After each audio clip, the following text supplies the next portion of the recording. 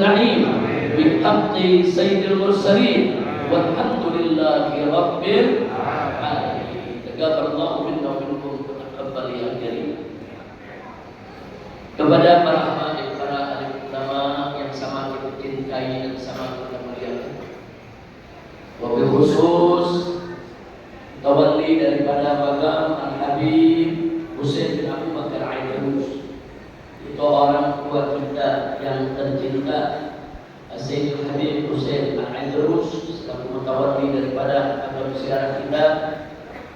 Itu juga segenap pengurus daripada Masjid Keramat Luar Batang yang sangat dicintai, yang dipimpin oleh Ustaz Hakim Masyidi dan kawan-kawan.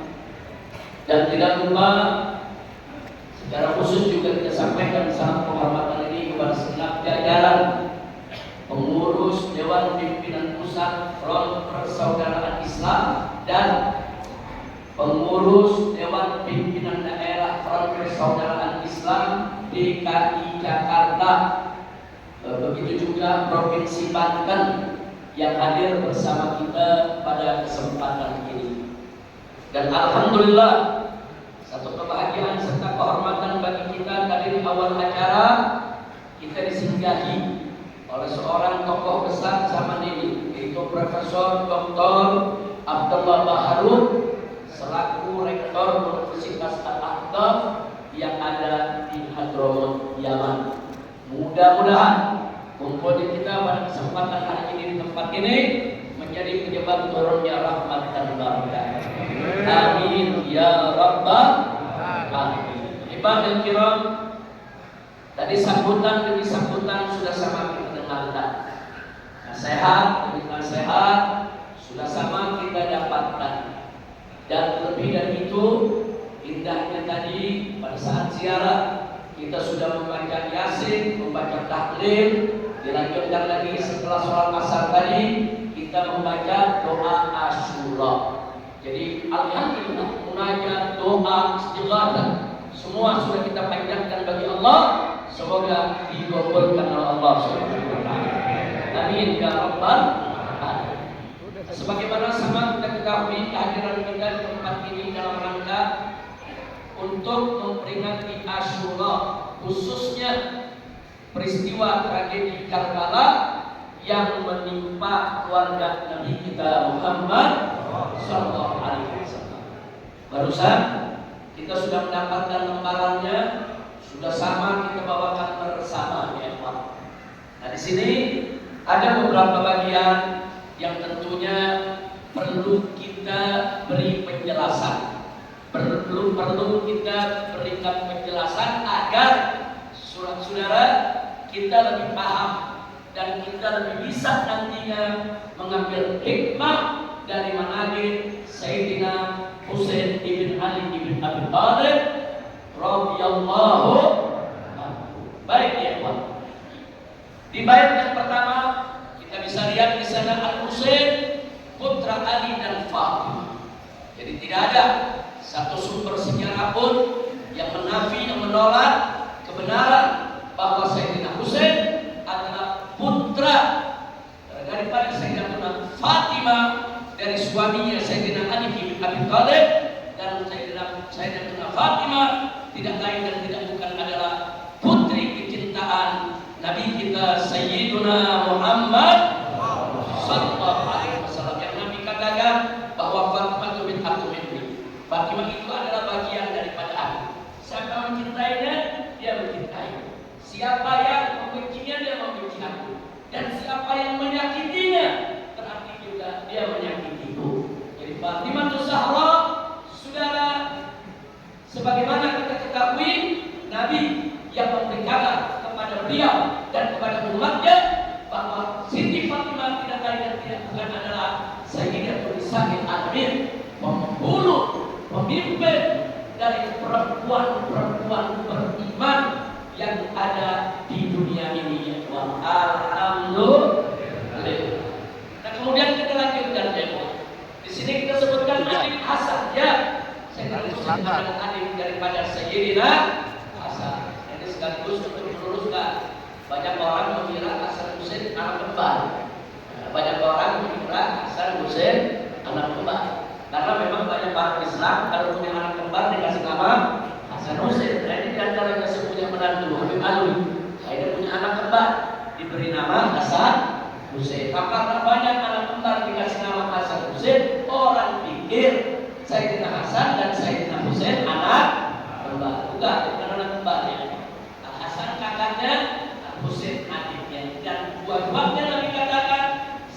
sayyida syabab ahli jannah.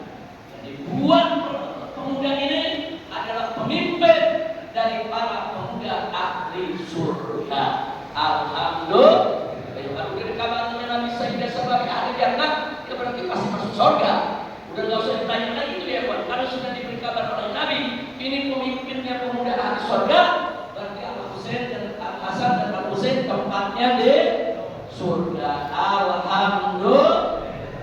Baik, kita masuk baris ketiga event yang pertama. Husain tegakkan khilafah Rasyidiyah. Maksudnya bukan Husain jadi khalifah, bukan. Husain tegakkan khilafah Rasyidiyah, saudara, karena Al Husain mendukung penuh tegaknya khilafah Rasyidiyah, saudara, dari mulai zaman Sayyidina Abu Bakar Siddiq, kemudian Umar bin Khattab, kemudian Utsman bin Affan, sampai kepada sang ayah tercinta Ali bin Abi Thalib, dan sampai Sayyidina Hasan menjadi khalifah.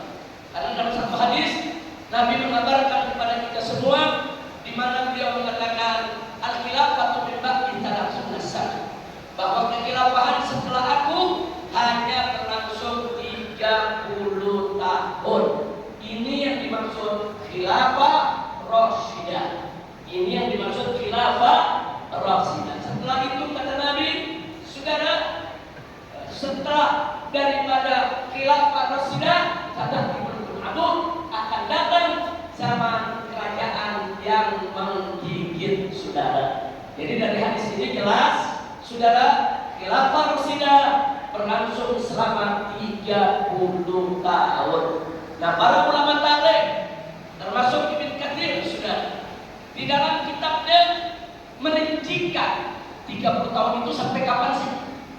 Sampai akhir masa kekhilafahan Abu Bakar atau kekhilafahan Umar atau Utsman atau Ali, atau sampai kapan? Ternyata begitu dihitung, saudara, persis 30 tahun itu jatuh pada saat sempurna 30 tahun. Dari mulai Nabi wafat 30 tahun kemudian terjadi perdamaian antara Hasan dan Muawiyah, saudara. Persis 30 tahun.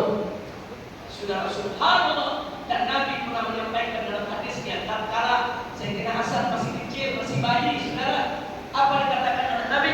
Ada sayyid. Cucuku ini adalah seorang sayyid, seorang pemimpin. La Allah, semoga Allah an-yusliha bihi fi'atain atibatain bainal muslimin. Kelak Allah akan damaikan antara dua kelompok orang-orang Islam yang bertikai, saudara. Dan itu terjadi tatkala Sayyidina Husain menyerahkan tampuk pimpinan kepada Muawiyah. Persis 30 tahun, itulah yang disebut khilafah Rasyidiyah. Makanya saya sering ingatkan, sebagaimana diingatkan oleh banyak ulama-ulama kita, khilafah Rasyidiyah bukan 4, khilafah Rasyidiyah ada 5. Yang pertama Sayyidina Abu Bakar, yang kedua Sayyidina Umar, yang ketiga Sayyidina Utsman, yang keempat Sayyidina Ali, dan yang kelima adalah Sayyidina Hasan. Oh, ada yang bilang, tapi Habib, Sayyidina Hasan kan sebentar, cuma 6 bulan jadi khalifah. Jawabnya, walaupun sehari khalifah tetap khalifah, sudah. Walaupun 1 hari khalifah tetap khalifah. Jangan gara-gara cuma 6 bulan terus mau diabaikan dari sejarah, terus mau dihapus dari sejarah. Tidak bisa. Oh, ada lagi yang ngomong, tapi Habib, waktu Sayyidina Hasan pimpin 6 bulan kan tidak ada pekerjaan berarti yang diurus oleh Sayyidina Hasan. Apa yang diurus oleh Sayyidina Hasan? Perluasan wilayah tidak, saudara, apa yang diurus? Jawabnya, saudara, siapa bilang tidak ada pekerjaan berarti? Justru Nabi sudah kasih kabar sejak beliau kecil, inna fi hadza sayyidun, anakku ini adalah seorang pemimpin. Kelak semoga Allah akan mendamaikan buah kelompok muslim besar yang bertikai di tangan Sayyidina Hasan bin Ali bin Abi Thalib. Saya mau tanyakan, ini ada kelompok yang mendukung Sayyidina Ali, ada kelompok mendukung Sayyidina Muawiyah, perang bertahun-tahun, terjadi pertumpahan darah. Di zaman Sayyidina Hasan didamaikan, semua rukun kembali. Saya tanya, itu biasa bukan? Kerjaan kecil atau besar? Kerjaan kecil atau besar? Bukan besar, saudara. Jangan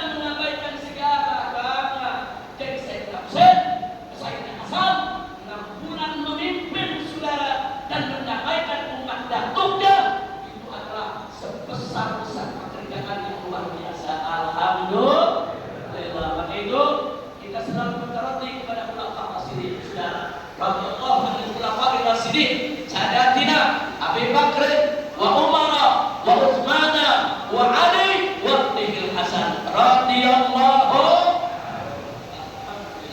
Baik. Nah, kita kembali kepada soal Sayyidina Husain. Sayyidina Husain pada saat kekhilafahan Rasulullah ini saudara selalu setia pada sang termasuk pada saat ayahnya menjadi khalifah, Husain berdiri di samping ayahnya. Sudah Husain mencabut pedangnya untuk memerangi para pemberontak. Sudah Husain tetap tegar di samping ayahnya membela kekhilafahan. Bahkan pada saat Sayyidina Hasan menjadi khalifah, Husain tetap setia mendukung khilafah Rasulullah. Ada yang menarik saudara. Begitu Sayyidina Hasan damai dengan Muhammad, Sayyidina Husain termasuk yang menolak. Disampaikan sarannya, wahai ahli, wahai kakakku, apa harus kamu? Engkau khalifah yang sah, engkau khalifah yang sah. Yang di sebelah sana dia memberontak. Usia kau tidak berdamai untuk menyerahkan kepemimpinan. Sudah.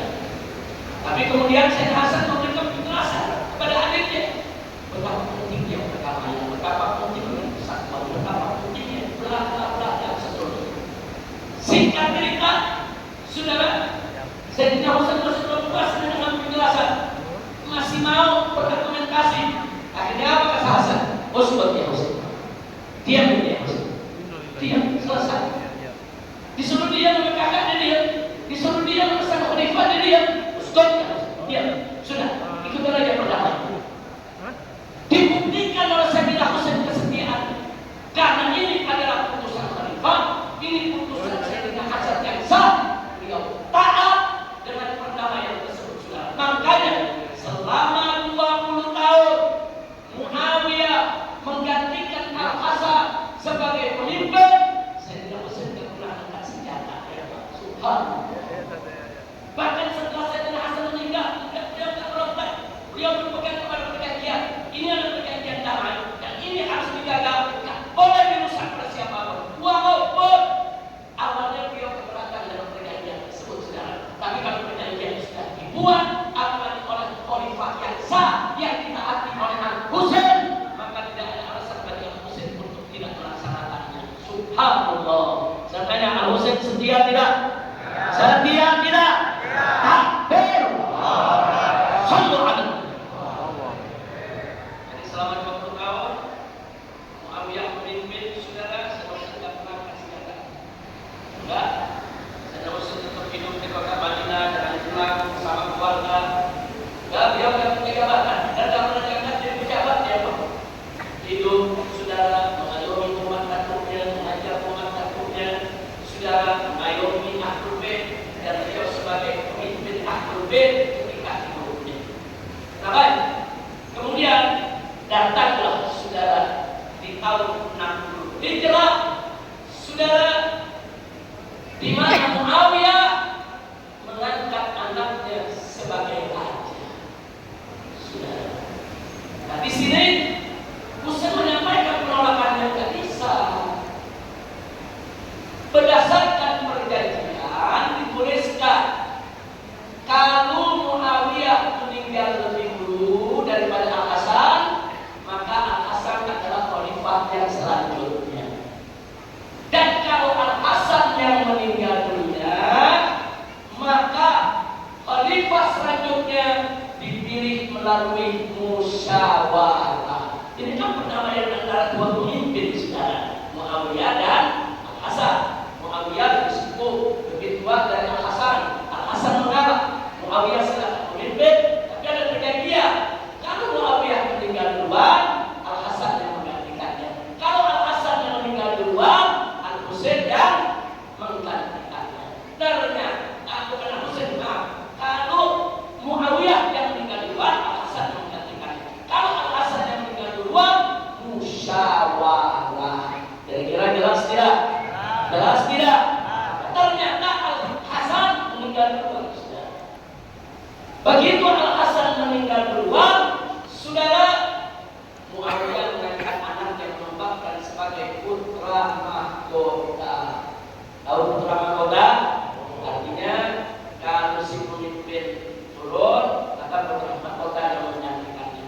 sini Husain menolak saudara.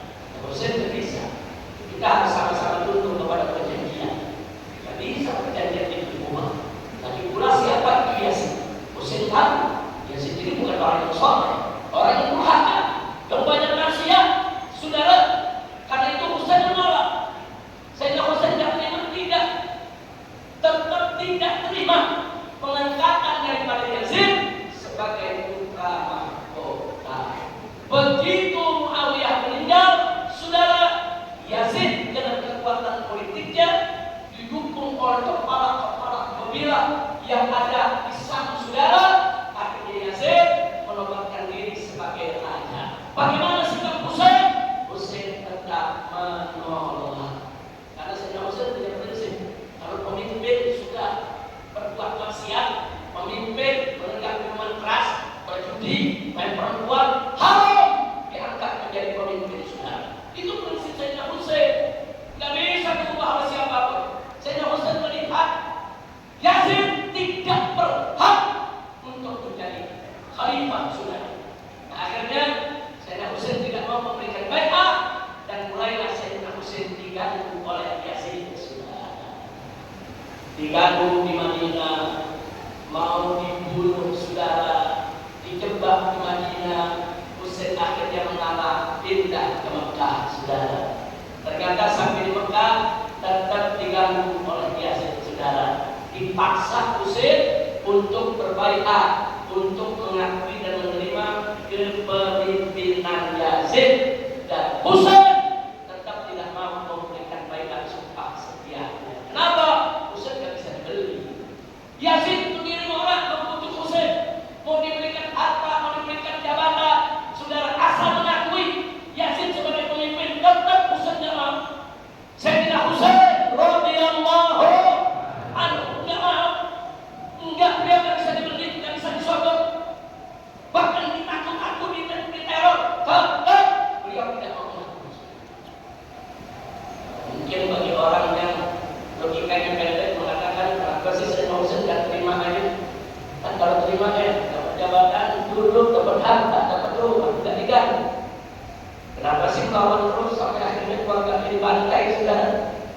Disinilah bagaimana ketegaran dan ketabahan Husain, saudara, di dalam memegang prinsipnya. Kira-kira jelas tidak? Jelas tidak?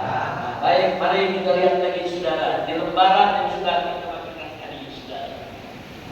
Jadi saat damai Hasan dan Muawiyah, Al-Husain tak pernah angkat senjata.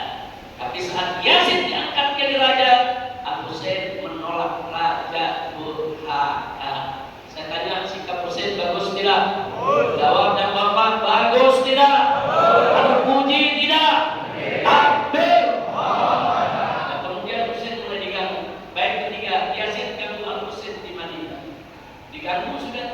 Terus dari mulai dibujuk, saudara, dari mulai dibujuk, tidak mempan dibujuk, saudara, ya harus digebuk.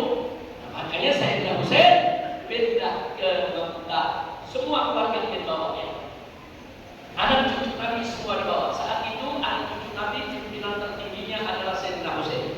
Jadi yang perempuan, yang laki, yang besar, yang kecil, semua dibawa pindah ke Mekah karena gangguan dari penguasa. Nah, kemudian berikutnya, saudara, akhirnya selama di Mekah, saudara, apa yang dilakukan oleh Husain? Husain tetap dakwah, saudara, dan tetap beliau melakukan hizbah, amar ma'ruf nahi munkar, menasehati sang raja, menasehati para gubernurnya, menasehati para menterinya. Enggak, Husain tidak pernah berhenti. Yang hak katakan hak, yang batil katakan batil.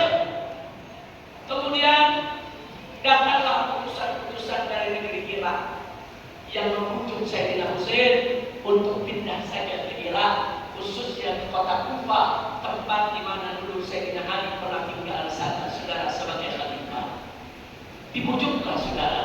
Kalau Sayyidina Husain di Madinah diganggu, kemudian di Mekah diganggu, saudara, pindah saja ke Irak. Nanti di sana kita dakwah, hizbah, memberikan nasihat-nasihat kepada penguasa yang zalim ini. Dan di Irak banyak pengikut Ahlul Bait, banyak pengikut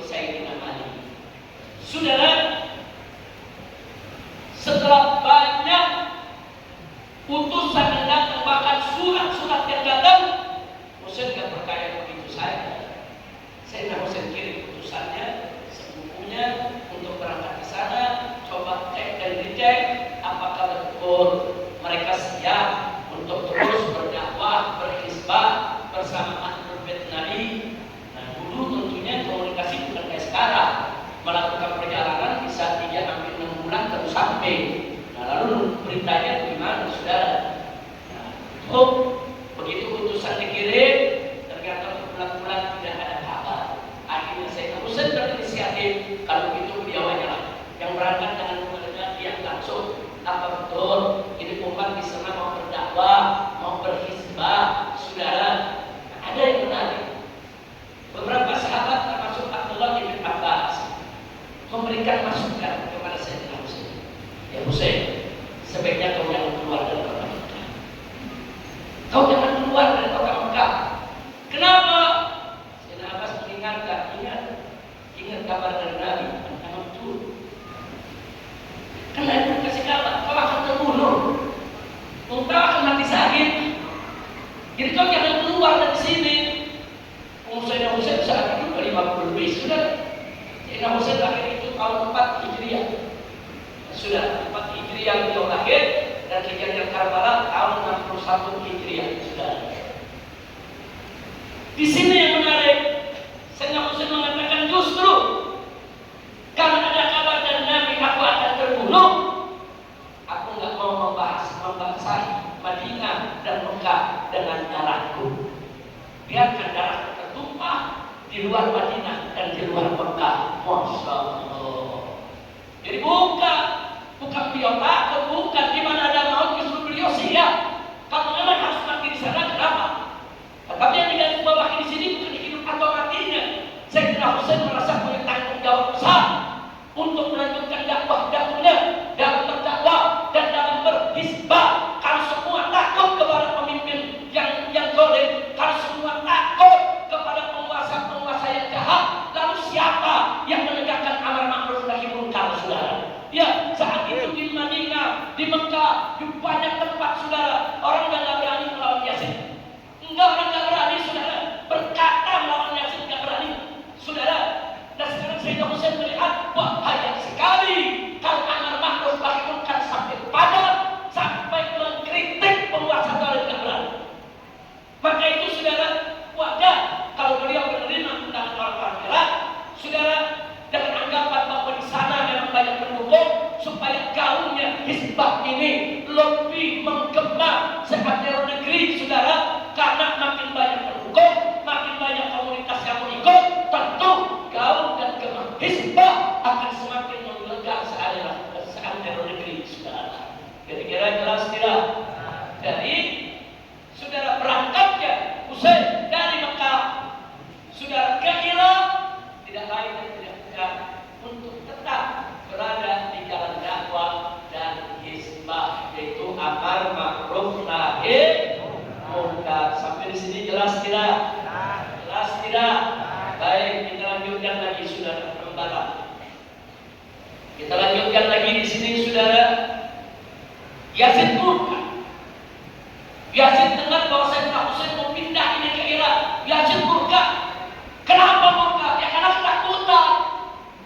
Kalau Sayyidina Husain sampai ke Irak, di sana banyak pendukungnya, suara dakwah dan hizbahnya semakin menggaung, saudara, penguasa yang zalim tentu takut.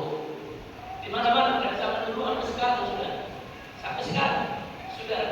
Sampai ada aksi 21 buat itu pejabat banyak ketakutan. Banyak yang ketakutan, sudah takut. Kalau ada habib atau ulama atau kiai punya pengikut banyak, punya pengaruh besar, orang politik takut. Kira-kira jelas kan? Itu juga yang terjadi. Yazid takut. Maka itu dikirimkan seorang panglima yang kejam, yang mujrim. Dialah Ibn Ziyad, saudara. Tugasnya apa? Habisi Husain. Jangan sampai dia masuk di Irak, habisi, saudara. Akhirnya berangkatlah pasukan yang dipimpin oleh Ibn Ziyad menghadap Sayyidina Husain dan keluarga di tengah jalan. Belum sampai ke tujuan Kufah, mereka dihadap dan dikirim pelan-pelan diarahkan, nggak boleh lewat sini, harus lewat sini, nggak boleh ke sana, harus kemari. Sampailah mereka semua dikumpulkan di satu tempat yang bernama Karbala, saudara. Yang namanya Karbala, dikumpulkan di sana, saudara. Panglima perang ini, komandan dan petugas habis Husain. Nah, kemudian pada saat terjadi negosiasi, Sayyidina Husain menyampaikan kepada mereka, saudara, radhiyallahu anhu. Apa kata Sayyidina Husain, saudara? Kata Sayyidina Husain, aku menawarkan 3 pilihan. 3 pilihan sampaikan ke Yasin. Yang pertama, kami dan keluarga kembali ke Mekah. Karena tidak ada yang untuk berontak, saudara. Kami sekeluarga biarkan kembali ke Mekah. Atau yang kedua, kirim kami ke perbatasan negeri. Biar kami keluarga Nabi hidup di perbatasan negeri untuk menjadi benteng kalau ada serangan dari negeri-negeri luar. Siap jadi benteng, membentengi negara, sudah. Atau yang ketiga, hadapkanlah ke Yasin. Biar aku bicara langsung dengan Yasin. Karena Yasin tidak pernah bertemu, sudah. Yang dikirim gubernurnya, yang dikirim menteri-menterinya, sudah. Kata Husain, hadapkan aku ke Yasin. Biar aku yang bicara dengan Yasin. Apa jawab komandannya? Aku dikirim kemari bukan untuk berdialog, untuk dihabisi. Akhirnya masuk tanggal 10 Muharram, saudara, terjadilah perang yang tidak seimbang. Husain dengan sekitar 70-an keluarga dan sahabatnya melawan ribuan daripada pasukan bin Ziyad yang mengepungnya, saudara. Satu pertempuran yang tidak seimbang. Tapi sungguh begitu, saudara, ratusan dari pihak musuh banyak berjatuhan jadi korban. Seorang Ali Akbar saja, putra daripada Sayyidina Husain, puluhan dia duel sendirian, puluhan musuh jatuh bertumbuhan, saudara. Bahkan Sayyidina Husain, saudara, mimpi di depan terus perang, saudara, sampai akhirnya, saudara, begitu beliau sudah kelelahan, terjatuh dari pundaknya, saudara, musuh mengepungnya, tidak satu pun yang berani mendekati Husain. Mereka semua dari jauh. Mereka dorong-dorong, ayo maju kau, penggal itu Husain, maju kau, bunuh itu Husain. Tidak ada berani dekat, saudara. Akhirnya mereka panah Husain dari kejauhan. Puluhan anak panah, saudara, menimpa Husain, dan akhirnya Sayyidina Husain gugur. Akhirnya salah seorang mukmin dari tengah mereka maju dan ditunggalnya kepala Sayyidina Husain, saudara. Jadi artinya sini, saudara, saya ingin ingatkan bahwa tidak benar kalau ada yang membaca sejarah menyebutkan Sayyidina Husain ini bohong, Sayyidina Husain ini pemberontak. Hati-hati, kaum Nawasib, para pemimpin Ahlul Bait sampai hari ini, saudara, mereka masih memfitnah Sayyidina Husain sebagai pemberontak. Mereka masih memfitnah Sayyidina Husain itu pantas diperlakukan seperti itu. Kurang ajar, biadab. Itu saya ingatkan, ini pengikut Nawasib di Indonesia ada, enggak ada, saudara. Ya, mereka ini benci dengan Ahlul Bait sehingga apa saja yang ada dari Ahlul Bait, saudara, semua disalahkan. Jangankan yang salah, yang benar harus disalahkan juga. Kurang ajar tidak? Kurang ajar tidak? Saudara, hati-hati di sini. Saya ingin ingatkan, saudara, Sayyidina Husain bukan pemberontak. Beliau bukan penjahat. Kalau beliau memberontak, kenapa enggak dari sahabat namanya Hasan dan Muawiyah saja? Pasukan masih banyak. Beliau panglima perang Sayyidina Hasan, saudara, kenapa beliau enggak gerakan gitu pasukan, saudara, berontak saja saat itu kepada Muawiyah? Enggak, beliau enggak lakukan. Enggak, beliau enggak lakukan, saudara. Bapak beliau dukung untuk perdamaian. Beliau ikut khalifah yang sang utusannya, yaitu Sayyidina Hasan ibn Abi Thalib radhiyallahu anhu. Kira-kira jelas tidak? Jelas tidak? Akhirnya Sayyidina Husain gugur di padang Karbala. Kata jawab, yang gugur di padang Karbala ini ada juga anak Sayyidina Husain yang bernama Ali Al-Asghar. Sayyidina Husain ini anak yang bernama Ali yang ketiga. Ada Ali Al-Akbar, ada Ali Al-Awsat, ada Ali Al-Asghar. Ali Al-Akbar itu menjadi komandan perang di saudara. Buruan gagah, bertempur, saudara. Sementara Ali Al-Asghar masih bayi. Di riwayat disebutkan masih 6 bulan usianya. Terkeringan, kehausan, susu ibu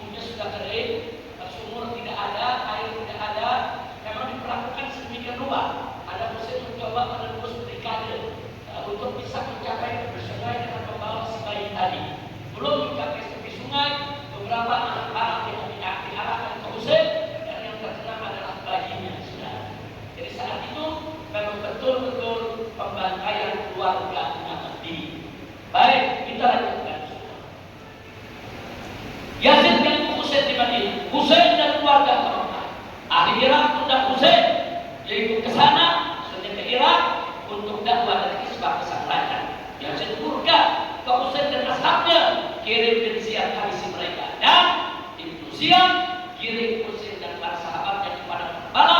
Di sana mereka dibantai pada tanggal 10 Muharram, saudara, di tahun 61 Hijriah. Baik, kita lanjutkan lagi. Sudah. Banyak orang mengira atau pura-pura tidak tahu kalau ternyata pada Karbala, saudara, tidak semua anak Hasan dan Husain dibunuh. Ali Zainal Abidin yang tadi kita sebut Ali Al-Awsat ada di padang Karbala. Hanya saat itu beliau sedang sakit, umurnya baru meningkat remaja, sakit demam tinggi, ada di dalam tenda, dijaga oleh bibinya, yaitu Sayyidah Zainab, adik daripada Sayyidina Husain. Dijaga oleh Sayyidah Zainab, namanya sedang sakit keras, dan masih ada beberapa anak laki-laki kecil dan anak Sayyidina Hasan, saudara. Dan masih ada di situ adik-adik Sayyidina Husain, keponakan-keponakan, anak-anak perempuannya, saudara, lengkap di dalam tenda. Bagaimana mereka bisa selamat? Ini pasukan setelah, saudara, mereka membiaskan nafsu setan mereka, yaitu dengan membantai Sayyidina Husain dan keluarga serta para sahabatnya. Mereka menemukan tenda Sayyidina Zainab. Dia tahu di dalam tenda ini masih ada keluarga Nabi yang tersisa. Mereka berniat menghabisi keluarga Nabi sampai akar-akarnya. Yang kecil pun harus dibunuh. Tapi disitulah, saudara, Allah berikan karamah Sayyidah Zainab radhiyallahu anha. Sayyidah Zainab sudah berdiri tegak dengan suara lantang, melantunkan ayat Quran, hadis Nabi, menegur semua yang ingin masuk ke dalam tenda, saudara. Bahkan Zainab dengan gagah, kalau yang berani ganggu anak-anak Husain, tangkasi mayatmu terlebih dahulu. Kalau seorang perempuan, ini pasukan sudah meninggal dunia, Sayyidina Husain sudah dibantai semua, saudara. Tapi ini pasukan begitu melihat Sayyidah Zainab dengan suara yang lantang, argumentasinya yang kuat, mundur. Maju panglimanya, karena disuruh mundur itu semua pasukan. Sudah kalian jangan ganggu lagi perempuan-perempuan dalam tenda. Tadinya mereka tetap membunuh dia. Jadi akhirnya Sayyidah Zainab berhasil menyelamatkan yang tersisa dari keluarga Nabi di dalam tenda. Alhamdulillah. Saya bisa bayangkan itu Sayyidah Zainab sebagai serikan di Karbala, saudara. Seorang perempuan syarifah, cucu Nabi, saudara, dengan lantang, dengan berani, saudara, dengan gagah, betul-betul singgah berdiri menyelamatkan seluruh keluarga Nabi yang tersisa dan ada di dalam tenda. Alhamdulillah. Singkat cerita, saudara, Sayyidina Husain dipenggal kepalanya, pasukannya juga dipenggal kepalanya, saudara.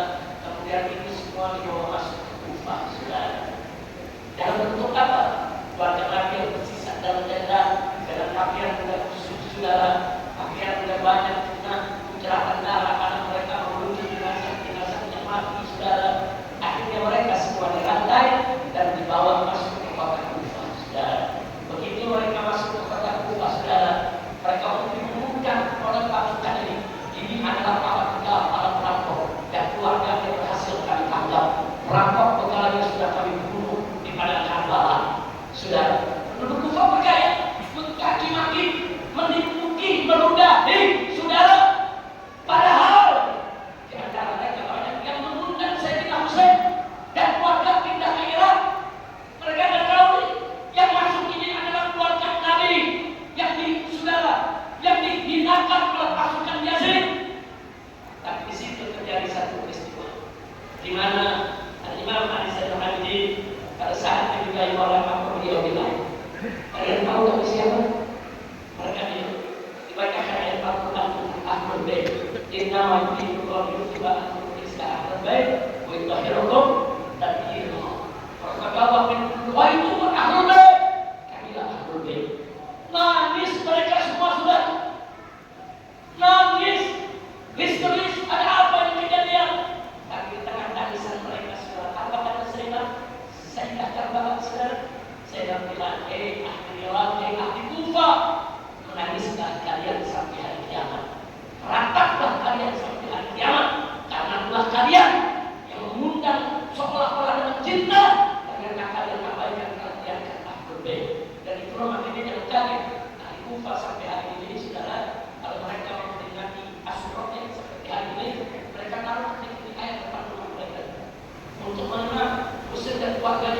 kehausan sudah, nggak dapat air, nggak sampai di situ. Bahkan mereka sekarang ini merata, nangis, histeris, menjerit, bahkan ada yang melukai tubuh mereka saudara, dengan pisau, dengan pedang, berlumuran darah. Untuk apa? Mereka ingin mengenang penuh penyesalan. Kenapa dulu datuk-datuk mereka, kakek-kakek mereka tidak berjuang bersama Husain, tidak sakit bersama Husain, tidak membela Sayyidina Husain. Masya Allah, lepas saya baca gopuk, kalau tadi ambil hari sudah. Masya Allah, tapi alhamdulillah saudara, singkat cerita, setelah itu apa yang terjadi saudara, di tahun 61 peristiwa Karbala terjadi, akhirnya masuk tahun 62, Abdullah bin Zubair, salah seorang sahabat Nabi yang terbuka di kota-kota melontarkan pemberontakan sudah. Lalu ini pemberontakan, bukan pemberontakan, semua lawan yang terima kepemimpinan Yazid, penduduk Mekah bersama Abdullah bin Zubair bersatu melawan Yazid. Sudah, ada Yazid menggerakkan pasukan besar-besaran, Mekah diserang, sudah sampai saudara beberapa bagian Ka'bah hancur rusak karena dihantam dengan majani dengan batu-batu besar oleh pasukan Yazid saudara. Sampai akhirnya Abdullah bin Zubair berhasil mereka bunuh saudara. Itu di tahun 62-nya. Di tahun 63-nya penduduk Madinah semua berontak juga saudara. Karena penduduk Madinah terkenal pecinta Ahlul Bait, pecinta keluarga Nabi. Orang-orang Ansor itu terkenal sebagai pembela Sayyidina Ali. Saudara, orang Madinah semua berontak, nggak mau memberikan baiat saudara kepada Yazid. Akhirnya diserang lagi oleh Yazid. Yazid mengirim satu komandan Mujrim, jahatnya saudara, jahatnya daripada komandan. Apa diberikan oleh Yazid? Kalau diberikan waktu 3 hari halal itu Madinah untuk kau serang, yaitu lecehkan perempuannya, bantai penduduknya, ambil hartanya. 3 hari 3 malam Madinah mengalami genocide yang luar biasa. Itu tahun 63. Itu masuk tahun 64, selesai. Yazid tumbang dari singkasarannya sudah. Jadi dia berkuasa dari tahun 60 sampai 62, 63, 64. Tapi kalau kekuasaannya terjadi peristiwa-peristiwa belakang yang luar biasa sudah. Jadi itu sebagai tambahan. Setelah itu saudara, setelah masa tumbangnya Yazid, rezimnya sudah tumbang saudara, di mana-mana ada pergerakan, termasuk pergerakan Al-Muhtar saudara. Apa yang mereka lakukan? Semua orang yang terlibat dalam pembantaian Sayyidina Husain mereka cari, mereka kejar dan mereka bunuh. Satu persatu dibunuh. Bahkan di antara mereka saudara begitu ditemukan sebelum dibunuh ada yang sudah gila, ada juga begitu dibunuh saudara akhirnya dimakan oleh anjing-anjing gunung saudara, dikoyak-koyak saudara. Sampai ini dikatir dalam kitab Bidayah wa Nihayah menceritakan tidak ada satupun orang yang terlibat di pembantaian Al-Husain yang selamat daripada pembalasan Allah Subhanahu wa Ta'ala. Yang gila, yang mati, yang ditinggal istrinya, yang dibakar saudara, kemudian yang dicabik-cabik oleh anjing-anjing gila saudara. Nggak ada satu yang selamat. Bahkan saudara yang menebas daripada saudara, yang menebas daripada batang lehernya Sayyidina Husain dan masuk komandannya saudara, yaitu Ibn Ziyad, Al-Muhtar sempat datang, dia bawa ini kepala, datang ke Madinah saudara, masuk permisi ke rumah Imam Ali Zainal Abidin, anak Sayyidina Husain yang selamat daripada Karbala. Dia bawa itu kepala. Dikatakan ya Zainal Abidin, dulu mereka membawa kepala ayah, dibawa ke sana, dibawa ke sana. Ini kepala sekarang aku bawa ke sana. Untuk apa? Untuk apa namanya? Menghibur rasa marah Anda. Apa kata Sayyidina Ali? Sayyidina Ali mengatakan, buang, jauhi itu kepala. Jangan masuk barang kotor ke dalam rumahku. Enggak yang saudara, yang ingin saya katakan adalah saudara, semua pembantai Ahlul Bait, tidak ada Ahlul Bait yang harus terlibat. Sayyidina Ali ini saudara tidak dimasukkan dalam sebuah. Beliau jadi imam, beliau jadi guru,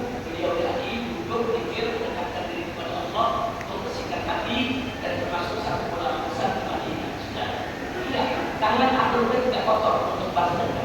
Karena aku berikan kotor dengan darah musuhnya lagi saudara. Allah kirim maka air untuk mengeksekusi mereka satu persatu. Alhamdulillah. Jadi kalau ada yang mengatakan kenapa Husain harus dibunuh itu, ya memang Nabi kasih kabar. Nabi waktu Hasan dan Husain masih kecil, Nabi kasih kabar. Ini Hasan, ini cucuku nanti akan mendamaikan dua golongan besar dari umatku. Ini Husain, ini akan dibunuh. Dia akan mengasihi, darahnya akan tertumpah. Jadi dari pikirnya Husain tahu bahwa akhir hidup adalah sebagai syahid, sebagai syuhada. Saudara tahu bukan yang tahu saudara. Nah karena itu saudara, apa yang sudah terjadi di Karbala itu merupakan bagian yang sudah dikabarkan oleh Nabi. Makanya Ahlus Sunnah wal Jamaah mengajak umat Islam sudah untuk memperingati peristiwa Asyura, khususnya peristiwa Karbala, bukan dengan rakaman, bukan dengan kacamata, bukan dengan bersedih-sedihan, bukan dengan cengeng-cengengan, tapi kita diminta peringati untuk memompak semangat tubuh kita sudah belajar dari Husain. Husain mengajarkan kepada kita agar tidak takut kepada raja yang berjaya saudara. Husain mengajarkan kepada kita saudara untuk tidak menjilat penguasa saudara. Husain mengajarkan kepada kita jangan pernah mengakui kepemimpinan orang yang tidak berhak untuk menjadi pemimpin. Husain mengajarkan kepada kita saudara siap untuk mengorbankan dirinya, keluarganya hanya untuk menegakkan agama Allah. Husain mengajarkan kepada kita bahwa amar ma'ruf nahi munkar tak boleh ditinggalkan saudara. Kalau Husain meninggalkan amar ma'ruf nahi munkar, lalu siapa lagi saudara yang akan melanjutkan perjuangan amar ma'ruf nahi munkar? Husain menjaga dakwahnya Rasulullah Sallallahu Alaihi Wasallam. Tak kala umat sedang ketakutan, tak kala umat lagi tiarap, tak kala umat saudara sedang diteror, intimidasi oleh penguasa yang zalim, Husain tetap berdiri tegak melawan daripada pemimpinan zalim dengan aneka ragam teror, intimidasi sampai dibunuh sekalipun saudara. Itu saya bertanya, sekarang Karbala dan Sayyidina Husain saudara, asyad tidak? Siap mengambil pelajaran? Siap mengambil pelajaran? Siap contoh Sayyidina Husain? Akbar! Sallallahu. Jadi saudara, khususnya kepada para habaib yang merupakan suriah daripada Sayyidina Husain, Jumat Sayyidina Husain mengajarkan kepada seluruh habaib, beginilah karakter cucu Nabi. Sayyidina Husain mengajarkan kepada para habaib, ini cucu Nabi ini Allah boleh tegak berdiri, tegak, sabar, tabah, tidak takut menghadapi maut saudara. Husain sudah mengajarkan saudara, baik untuk para habaib bagaimana karakter seorang cucu Nabi maupun untuk seluruh umat Islam. Begitulah cara dari umat Nabi Muhammad SAW. Husain mengajarkan kepada para habaib bagaimana cara sebagai seorang cucu Nabi yang benar. Husain mengajarkan kepada Nabi bagaimana cara menjadi umat Nabi yang benar saudara.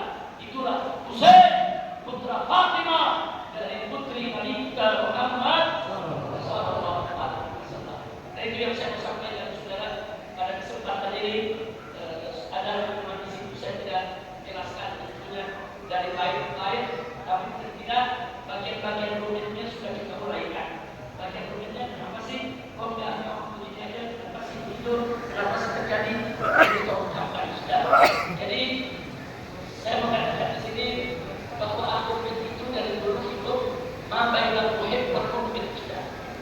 Aku itu hidup di antara pencintaan dan benci dari dulu saudara. Dari zaman setelah kami wafat ada pecinta Ahlul Bait, ada pembenci Ahlul Bait. Jadi tak usah kaget kalau sekarang ada kelompok-kelompok yang benci sama Ahlul Bait. Tak usah kaget saudara.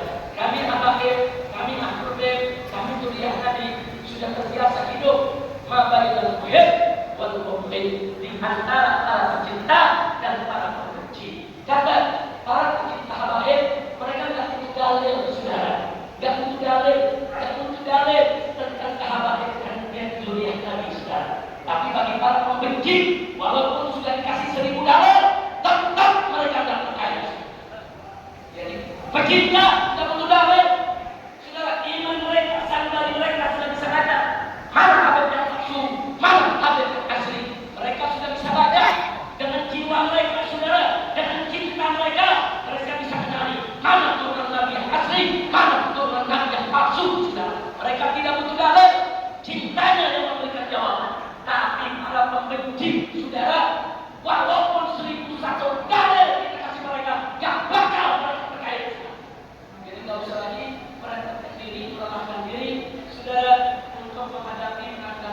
para pembenci. Yuk kita bersatu dengan para keluarga Nabi, para muslimin semua. Insya Allah telah kita disatukan oleh Allah di dalam surga-Nya, bertemu bersama Nabi Muhammad Sallallahu Alaihi Wasallam. Karena kita kepada Nabi adalah kewajiban. Kalau itu sekali lagi sebelum saya akhiri, semua yang ada di sini saudara, kira-kira dalam membaca manaqib ini tahu tidak cerita Sayyidina Husain? Paham tidak cerita Sayyidina Husain? Sayyidina Husain pemberontak atau bukan? Jahat atau bukan? Mabuk atau bukan? Saudara, Sayyidina Husain menegakkan dakwah, hisbah dan jihadnya hanya sebagai rangka mencari ridha Allah. Alhamdulillah. Hadi alwi nafil jannati min li alaihim wa husainin wa hasan li ahli jannati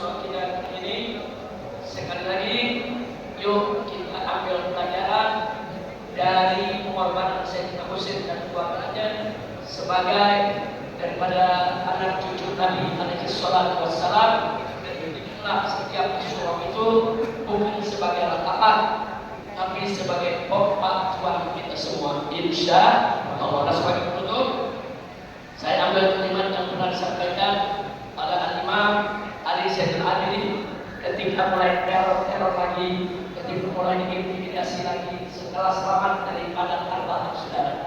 Nah, begitu juga ini diulangi oleh Imam Ja'far Shadiq, itu cucu saudara daripada Imam Ali Zainal Abidin. Jadi begitu teror mengucapkan berbeda, apakah Imam Ja'far, begitu juga imam-imam yang lain dari Ahlul Bait, mereka mengatakan al-qatlu tan'ada wa karamatu billahi syahadah. Artinya al-qatlu tan'ada, dibunuh itu bagi kami Ahlul Bait biasa. Pembunuhan bagi Ahlul Bait biasa. Ahlul Bait itu dibunuh biasa. Sudah. Wa karamatu billahi syahadah. Tapi ingat, kemuliaan di sisi Allah adalah mati syahid. Jadi mati syahid adalah kemuliaan di sisi Allah. Jadi kalau Anda buka sejarah, tidak sedikit Ahlul Bait yang dibunuh, Ahlul Bait yang diculik, Ahlul Bait yang diracuni, Ahlul Bait yang dihabisi, sudah.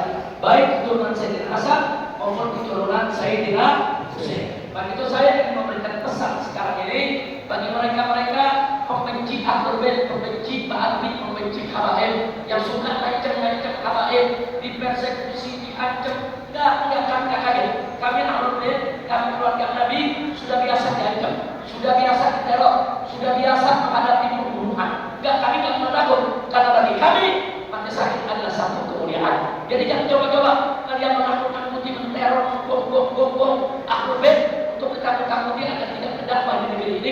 Kakek-kakek kami datang ke Indonesia ini, saudara, mereka tidak membawa istri, menikah dengan perempuan-perempuan Indonesia, melahirkan kami-kami yang ada di Indonesia. Ibu-ibu kami, nenek-nenek kami adalah pribumi Indonesia, saudara. Dan ayah-ayah kami adalah zuriat Nabi yang ada dari darah Nabi Muhammad SAW.